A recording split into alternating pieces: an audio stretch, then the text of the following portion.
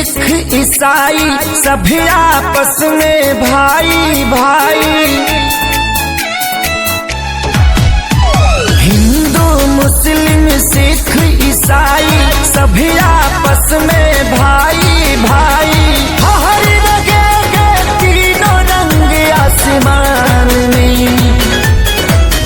सब मिलकर जनगण मन गाओ, इस तिरंगे के सम्मान में।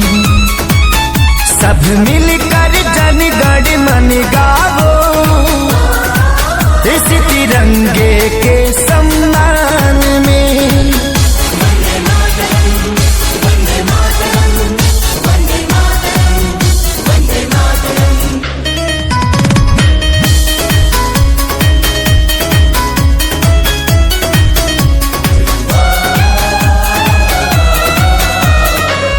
लोगों ने दी कुर्बानी, उनका हम पर कर्ज है।